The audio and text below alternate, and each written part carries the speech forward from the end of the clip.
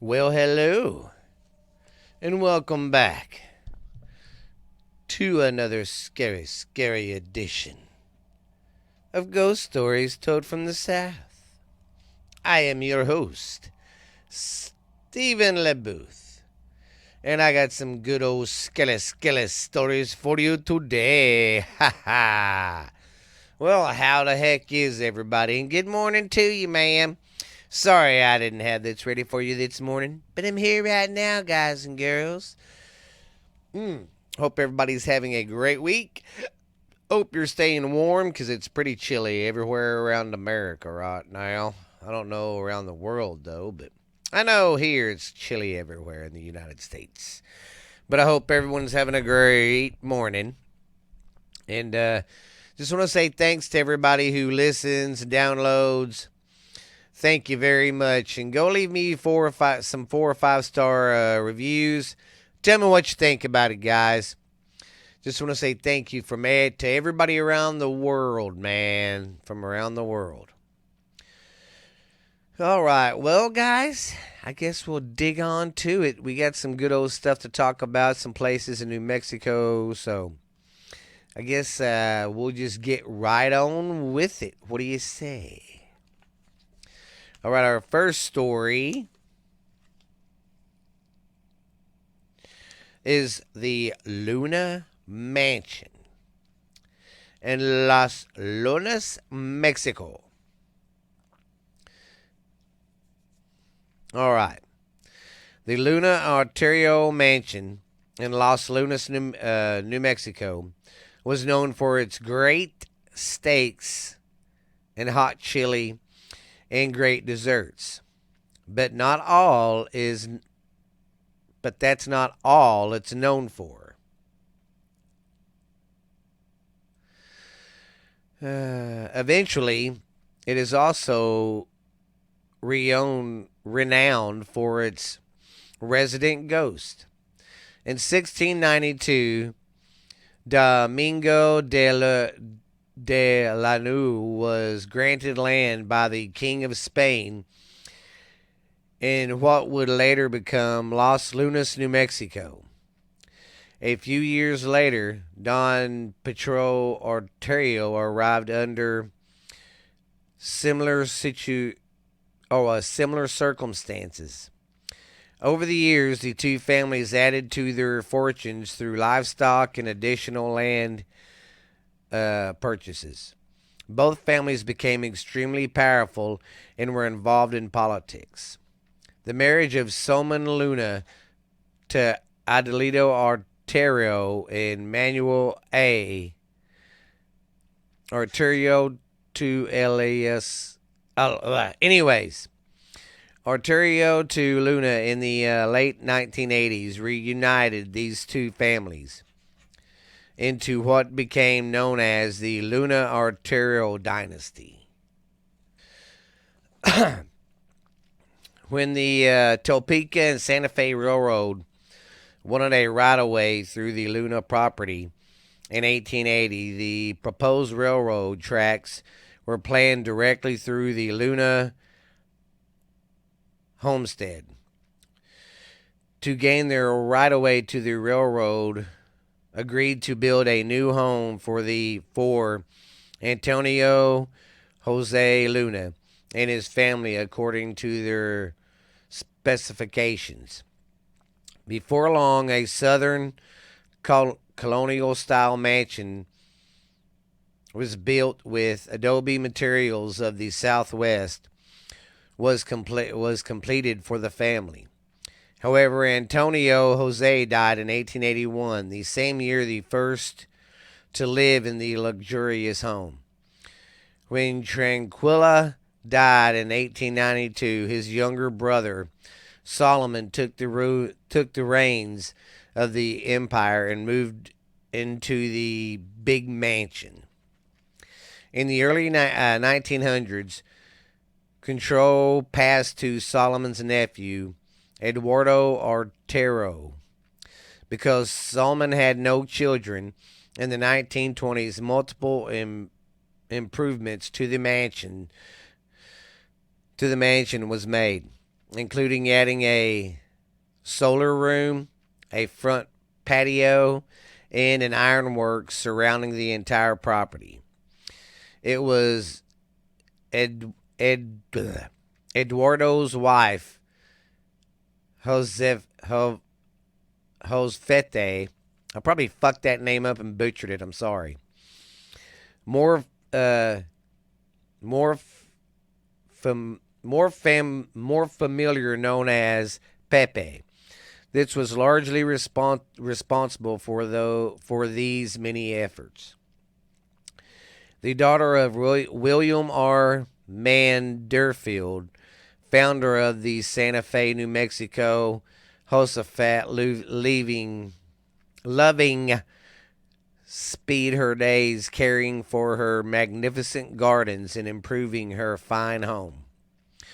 Over the years, the mansion changed hands several times before being purchased and being remodeled as a fine dining establishment in the 1970s. It was then the ghost of Josfete began to appear.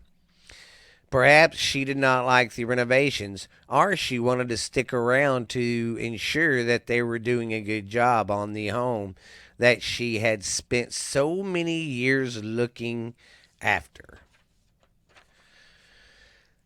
Dressed in 1920s clothing, employees have described her as very real. She was often seen in two former bedrooms on the second floor, an attic and storeroom at the top of the stairs leading to the second floor bar. At the top of the stairs sits the old rocking chair. She has often been seen sitting and rocking slowly. No On one occasion, when an employee approached the ghostly apparition, she stood up and slowly vanished. More often, she is seen walking up and down the stairs, a habit that has been so commonplace that employees barely notice anymore. Where there's one spirit, others seem to follow, and more ghostly apparitions have been seen at the mansion. One of these was a former servant named Gus, who was thought to have been a groundskeeper. Most often seen on the main level, he is said to be particularly friendly to women and children and likes to play practical jokes on the employees and the patrons. On one occasion, he was seen sitting on a sofa as if waiting to be served. Dressed in vintage attire, the man was relaxing patiently when a waitress asked another staff member why he had not been served. However, the response was, "What man?" And then the waitress looked back to the sofa and the vintage spirit faded away. The Luna Mansion is on the National Register of Historical Places. And it is located at 110 West Main in Los Lunas, New Mexico, just west of Junction Highway 314 and Highway 6. The fine dining establishment fell victim to the 2020 COVID pandemic and mandating shutdowns and closed its doors for good in June of 2020. It's unknown as if this update was it's they don't know if it's been back open yet or not. That sucks. See, that's one thing that COVID kind of killed businesses. But this is a ghost story podcast, not politics. All right, my friends. See what else is on the agenda.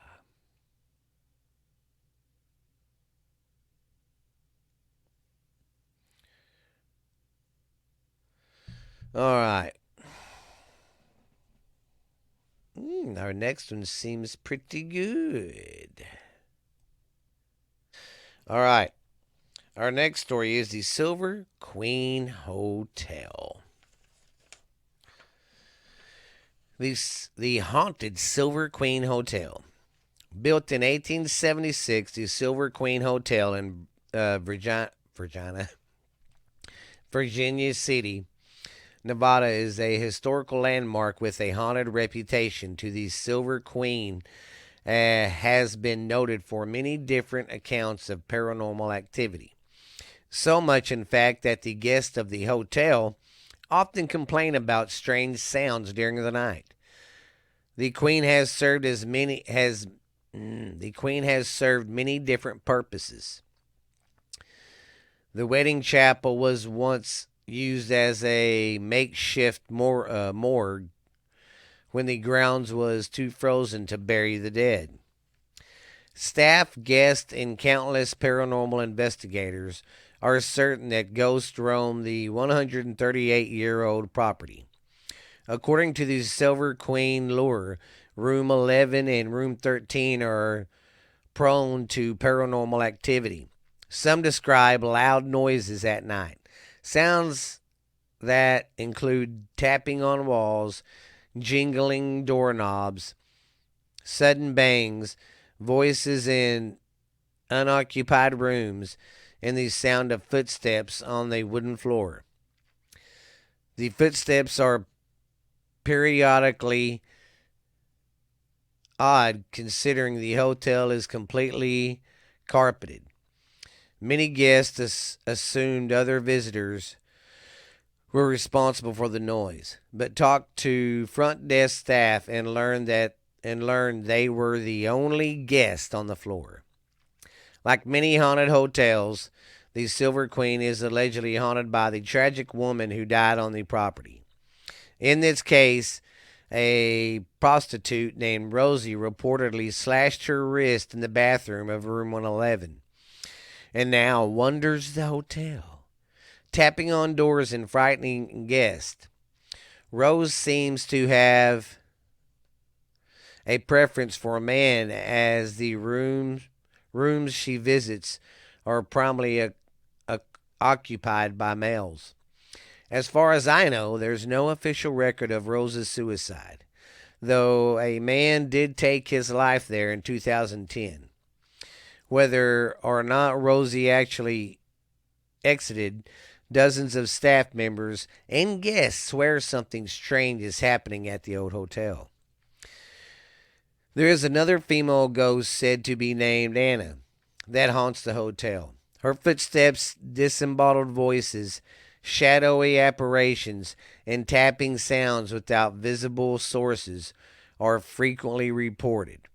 There is a story of an epic fight between a man and woman from the early history of the hotel during its gold rush days, being played out repeatedly by resident spirits. Well, and that one was a shorty, but it still sounds pretty scary. Would you stop? Sorry about that. I got my studio dog in here, and he heard a noise, and he's all, ay, ay, ay, ay,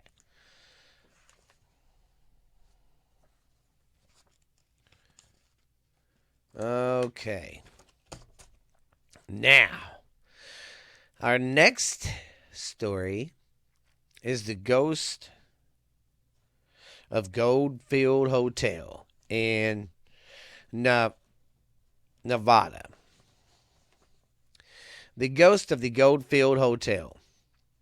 On a lonely stretch of Route 95. Okay. On a lonely stretch of Route 95 against the sagebrush of central Nevada is the tiny ghost town of Goldfield. Home to only 268 people, its main industry are tourism and gold. To the south of town, the international car forest is the main draw for travelers. But this is a recent attraction. For most of the town's history, its showpieces was the legendary Goldfield Hotel, a four-story classic revival building built in 1908. The yawning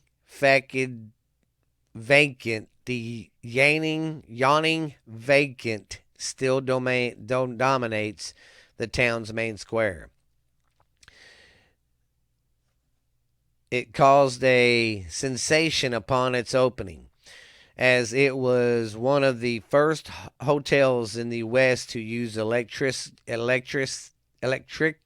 lights and supply running water to every room. This was during more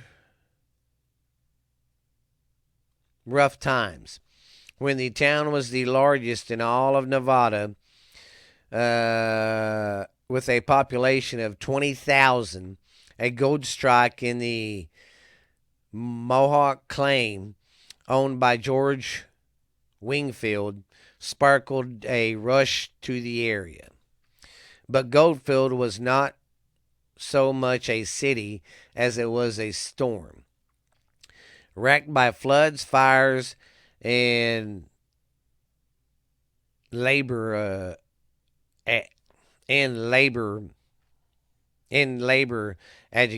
aggregations. Within a few decades, humanity and nature conspired to strip the land bare.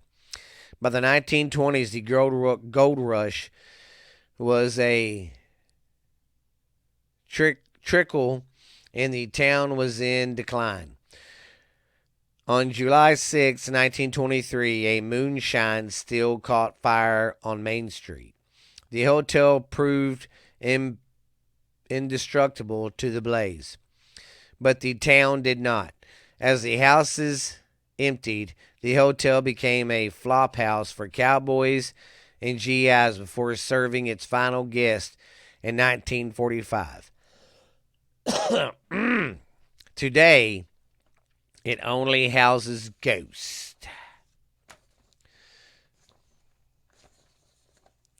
God. The Goldfield Hotel is a symbol of its symbol of its boomtown. From the paneled lobby with its black leather buttoned couches wrapped around iron pillars, to its state-of-the-art elevator running 300 feet per minute, the Goldfield was the height of luxury at the time. Legend has it that a river of champagne was poured down the front steps when it opened. It was proclaimed as the most beautiful hotel between Chicago and San Francisco, and it spoke to the stature and the excess of the men who owned it in the entire town. George Wingfield. Born in Fort Smith, Arkansas in 1876, Wingfield spent his youth driving cattle across the sagebrush of Nevada. He fancied himself as a gambler and regularly squandered his wages on horse racing and drink. He drifted from town to town, dealing cards before bluffing his way into a job as a camp scout for Senator George Nixon in Tonopah, Nevada. Wingfield became obsessed with the high-class crapshoot of stock trading. He used his local knowledge and newfound capital to grab stake prospectors, providing mining equipment and paying for the expenses in exchange for interest in any mineral strikes. How he guided his information was the subject of matter. As described in Elizabeth Raymond's biography, George Wingfield, owner and operator of Nevada. Excuse me, sorry about that. This rumor may provide insight into the Goldfields Hotel's most famous specter. Elizabeth said to have been a prostitute favored by George Wingfield, who became pregnant. Rather than facing the shame of an affair coming out, Wingfield locked Elizabeth to a radiator in room 109, providing food and drink until the child was born. It is not decided whether Elizabeth died at childbirth or was killed, but all accounts are certain that Wingfield disposed of the child, hurling it into the mine shaft dug around the back of the hotel. While the sensual nature of his legend certainly makes it worth sharing, it has little basis in fact. The mine shaft dug around the back of the property was made in 1925, long after Wingfield had sold the hotel and moved to Reno. Nor do contemporary accounts make any mention of Elizabeth at the hotel during Wingfield's tenure as chieftain of Goldfield. But the legend may not be completely false either. A lawsuit filed in 1904 by one May Barrett gives a peek into the dark nature of Wingfield. She claimed to be Mrs. Wingfield by common law and tried to sue George for divorce. She accused him not only of emotional and physical abuse, but also intentionally infesting her with syphilis. Ooh, gross. Wingfield gave her $400 to take care of the child and forced her to leave town. Wow. His partner and child were thus left adrift in the world without many support and died in obscurity. It seems that burned within the gory legend, is a bitter truth. The tragedy of May Barkey still haunts the town, even though her name has passed from memory. Wingfield's ghost is also said to stalk the hotel, leaving hot ashes from his cigar on the lobby floor. That he still paces. One could hardly imagine his soul anywhere else. He made this town, and this town made him. Little is left of the queen of the mining camps today, but the legend endures, sensational as they may be. The capture of the turbulent energy of his storm, named Goldfield, giving life to this troubled old spirit with each new tailing.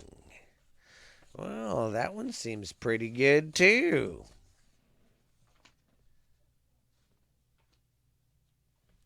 All right.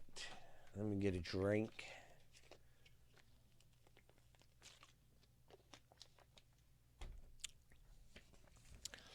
All right. Oh, no, I guess still got two more. Cool.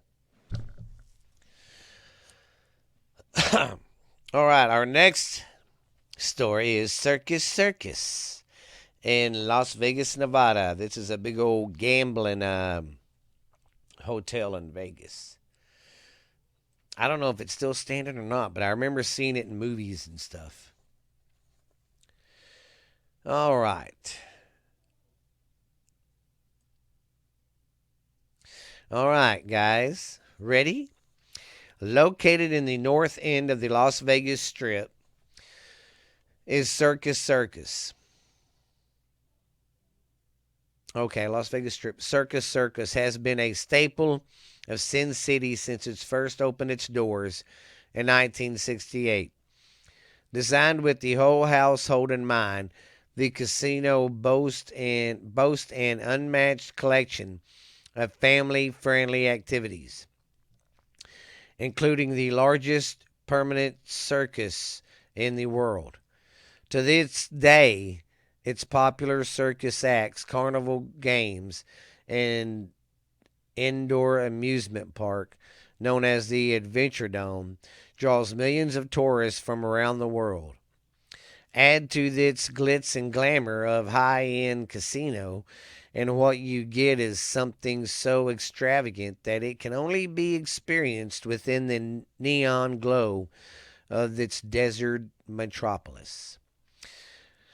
But like most of Las Vegas, there is more to Circus Circus than what is painted on a postcard. From an infamous mobster to shocking deaths, this seemingly wholesome vacation spot has become a hotbed of paranormal activity, from phantom noises and strange occurrences to full body apparitions. The strip may be known for its ghoulish history, but a circus circus, the past has long been overstaying its welcome. The Circus Circus opened on October 18th of 1968. Originally a casino, a hotel would not be admitted until 1972. Circus Circus mob dealings partly inspired the 1995 film Casino. Circus Circus is also the home of the Adventure Dome, a popular amusement park. Now let's talk about the haunted casino. What do you say? Considering that Circus Circus is as both a casino and a hotel, has hosted tens of millions of people over the past 5 decades. It's not hard to believe that it has also been the site of a multitude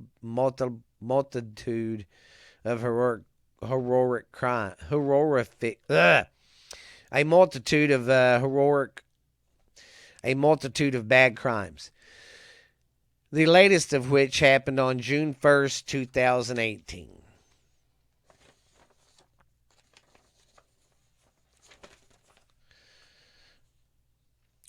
On that night, 2 people were found dead in their hotel room, the victims of a cold-blooded murder. The Vietnamese couple who were visiting the casino on vacation had been brutally stabbed during what turned out to be a robbery gone wrong, leaving a horror show behind. While murders like these are not unusual for any of the long-standing attractions that have graced the dusty streets of the America's favorite adult destination, the number of incidents of Circus Circus alone has gained the casino a notable reputation. And the reputation does not end there. With every tale of murder that has attached itself to Circus Circus over the years comes more whispers about paranormal activity. To little surprise, guests of the hotel and casino have been long reporting strange sounds, moving objects, and even wandering spirits. Some of these hauntings have a ring of familiarity, like room furniture being displaced, or the sounds of whispering in the halls. But other phenomenon, guests and employees looking over their shoulders. It all started in room 123, where many years ago a mother of her young son were found dead from the apparent murder suicide. What drove the woman to take her children's life and then her own will now never be uncovered. But the reverberations of the heinous acts are still being felt in the hotel to this day. Now, loud screams and a child's plea for help can be heard coming from that room and the hallways surrounding it. And the words, "Help me," have appeared on numerous occasions across the bathroom mirrors of the helpless child still trapped in the moments before his untimely death. Staff have seen time and time again wandering the halls of the first floor, crying out, begging for help, and searching desperately for something. Sometimes he is even seen hand in hand with his own mother, the two of them appearing in the hallways and asking about a man named Roberto. Of course, they would always disappear quickly, never leaving a trace or any clue of who Robert might have been. Would uncovering his identity help? History better understands what happened in this room that night. We'll never know for sure, but many still believe that Robert might hold the key in understanding these gruesome murders. The tale is tragic, but what about the other strange things that are witnessed on the property? Like the three male apparitions who have been seen in the kitchen, or the sounds of screams that can be heard outside of the top floor windows. Reality, as they say, is often stranger than fiction. And a look into the casino's past tells us everything we need to know. The truth is, death is no stranger to Circus Circus because of one man alone. One of the most prolific killers of his time. And wasn't a serial killer or a magnet or even a monster. He was a businessman. All right. This is how the mob ties in with the Circus Circus. Over the past 5 decades, the Circus Circus has seen a great deal of success, undergoing countless expenses and renovations to make it what it is today. Now it is nearly overwhelming 23,928 square feet of casino space attached to a 3,767 hotel room, a circus and an amusement park. But it wasn't always that way. When it first opened by Jay Serrano and Stanley Malin in 1968, the casino was modest, only offering a few blackjack tables, roulette wheels, crap tables, and slot machines. It was well received, especially by families passing through, but it failed to get the attention of the infamous Las Vegas high rollers and needed to make its mark. This happened for one big reason: it didn't have a hotel. Without the big spenders, Circus Circus soon found itself nearing financial ruin, leading the desperate owners to seek out a $23 million loan from the Teamsters Pension Fund, which at the time was deeply connected to the American Mafia and the other criminal enterprises in Chicago. Their intentions with the money was to build a hotel that would help attract more high rollers in the casino, which they did in 1972, completing a 15-story tower that offered 409 rooms. The addition was a success, bringing in more than gamblers, but it also brought a new business partner from Chicago, Anthony Spilotro. Anthony, nicknamed Tony the Ant, was an infamous American mobster for the Chicago outfit, and the real-life inspiration for Nicky Santero, a character played by Joe Pesci in the 1995 Martin Scorsese film Casino. In fact, much of the movie was based off of Spoleto's time in Las Vegas and his connection to Circus Circus. Spoleto, leader of the Hole in the Wall gang, was put in charge of the casino's gift shop as a cover for his illegal business dealings. In reality, he was managing the outfit's casino profits, known as the scam. For both Circus Circus and the other mafia-owned casinos on the Strip, as well as pulling off numerous robberies and contracted assignments. Spoleto did well for many years and was rumored to be responsible for dozens of brutal mob hits in the area, including but not limited to throwing people out of the hotel windows.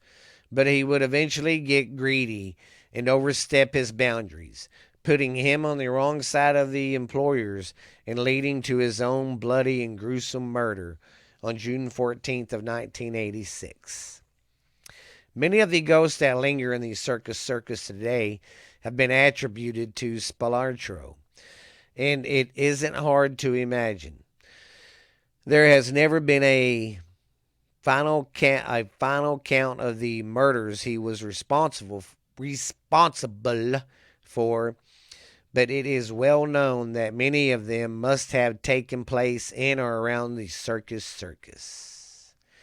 Maybe Spoleto himself is even one of them, strutting across the casino floor like he still runs the joint. Yeah, see? That seemed like a good one. Circus Circus. I think I seen on one of the paranormal ghost shows, I seen them cover that place. Pretty cool place. Check it out.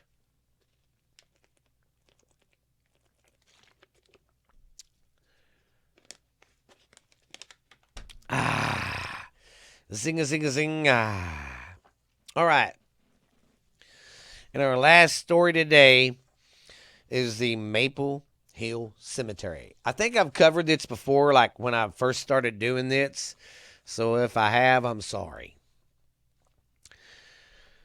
Okay. At adjoining Huntsville's historic Maple Hill Cemetery is a playground that looks much like any other, featuring a modern swing set and climbing equipment. But this playground isn't like others.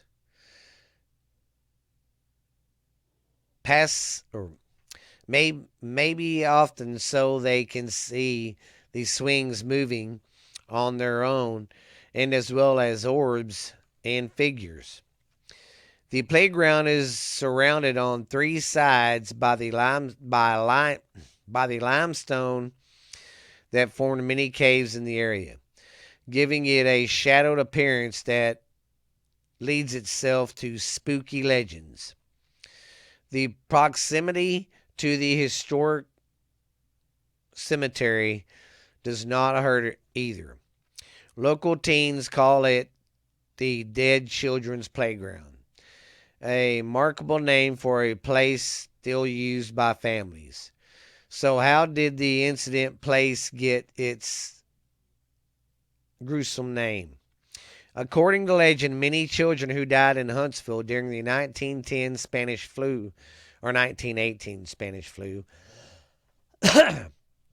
pandemic are buried in Maple Hill plots adjoining the playground. The spirits of these children, some say, came out after dark to run and play, as they might have in life.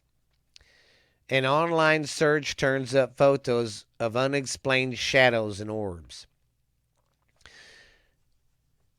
It is true, many children, as well as adults, died during the worldwide pandemic, which killed an estimate 50 million people worldwide and hit Huntsville pretty hard. Hospital beds were filled and doctors were working long shifts in hopes of easing some of the patient's misery. Many patients were treated at home with large quarantine signs on the doors, a practice which resulted in the disease spreading through entire families. Bodies were often slagged on wagons and hauled to the morgue by horse. To try and prevent the spread of the disease, parents cautioned children to leave windows closed. This sing-song rhyme was a reminder. I'm not going to sing that. Okay, according to the Alabama Department of Public Health, the deadly flu arrived in Alabama by way of Huntsville on September 25th of 1925. Within 10 days, it had spread to the general population. The Alabama DHP quoted on October 5th article from the Brigham News reported a case of Spanish influenza have increased to more than over 1,000 in Huntsville. According to Dr. C.A. Kraut, health officer of Madison County, there have been an additional 300 cases and 700 deaths in the past 24 hours. Damn, that's fast spreading. On October 7th, the governor of Alabama ordered closures of public schools statewide, including stores, schools, and churches. By October the 13th, the Brigham News was reported that only one local pharmacist and local doctor remained uninfected. A desperate situation exits in Huntsville growing out of the Spanish influenza epidemic. All druggists, physicists, and prescription clerks, except one, have been stricken with the disease, and a distressing appeal reached Montgomery last night in the telegram's immediate help for the stricken city. Although it's not official count of the number of children who died in Huntsville during the pandemic or how many were buried in the Maple Hill, the number must have been in the thousands. But that's a cemetery that has strictly kids there that died from this Spanish flu epidemic back in the day. I'll tell you that, baby. Oh, yeah. Oh.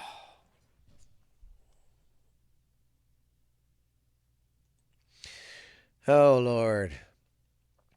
Well, I'd like to say thank you guys for dropping in today and listening.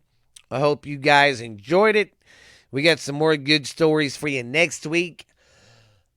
Just want to say thank you guys. And once again, check me out on, go to the Facebook page. It's Ghost Stories Told from the South. Check me out there. And you can get this podcast on any pretty much platform. And go check out my YouTube channel and all that, guys. So, but until next Saturday, keep it spooky and keep scaring everybody, guys. And like I said, I want to interact with y'all more. Send me something in my DMs or send me something through my email, which is ghoststoriestolledfromthesouth@gmail.com, all lowercase. But until next time, guys, you guys have a great weekend and a great week and be very, very scary. Ha ha. All right, guys. Appreciate you. Love you. Be good, man. Bye.